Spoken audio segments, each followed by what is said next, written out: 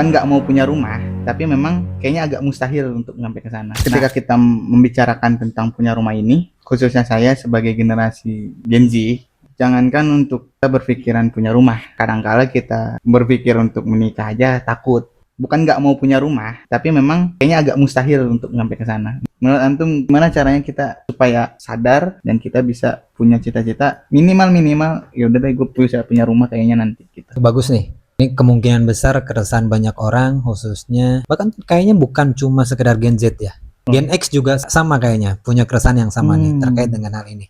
Kalau Anda ngelihat kenapa sih akhirnya orang itu tidak punya gairah, tidak punya impian, bahkan sekedar impian gitu ya, untuk bisa punya rumah sendiri. Problemnya adalah memang kondisi yang sulit saat ini menjadikan mereka hopeless duluan. Jadi daripada berangan-angan, bercita-cita, sementara kemampuan kita jauh untuk mencapai ke sana, ya lebih baik nggak usah dipikirin gitu. Itulah yang disebut hopelessnya tuh. Udah malas duluan lah. Sehingga problemnya sebenarnya balik lagi bahwa kondisi kita saat ini mau tidak mau harus kita akuin kondisi yang sulit untuk kita bisa punya rumah dengan mudah. Berbeda dengan zamannya orang tua kita dulu mungkin. Orang tua kita dulu rumahnya luas-luas, tanahnya banyak. Karena kondisi ekonomi waktu itu mungkin mudah untuk ke arah sana. Penghasilan yang kita miliki bisa dengan mudah untuk bisa membeli properti. Tapi bicara hari ini penghasilan yang kita miliki jauh kalau harus benar-benar mengandalkan apa yang ada itu untuk bisa punya rumah sendiri. Tapi balik lagi, kalau Ana boleh saran, cara menumbuhkan kita minimal bermimpi punya rumah adalah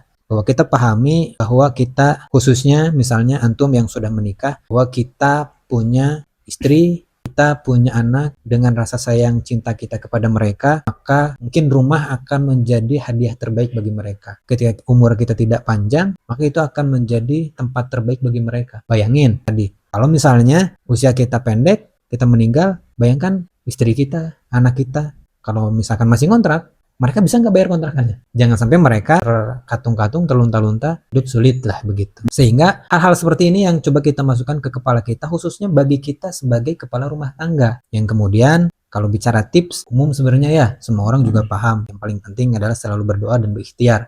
Tapi kalau bicara tips, balik lagi tips adalah kadang-kadang Ana sebenarnya menemukan orang-orang yang penghasilannya cukup bagus, tapi tadi kesadaran yang nggak ada. Yang kalau kita mau bongkar dapur keuangannya, itu ternyata mereka punya potensi untuk bisa nabung sampai punya rumah loh.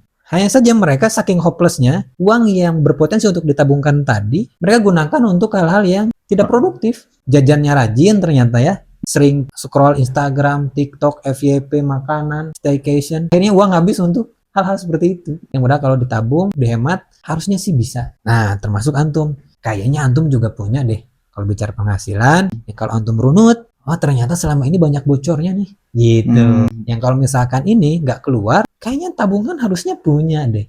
Tapi pertanyaan kita balik lagi, kenapa antum tidak memanfaatkan uang itu dengan baik? Karena sebelumnya kesadaran untuk punya rumahnya belum tumbuh. Itu sih menurut Ana.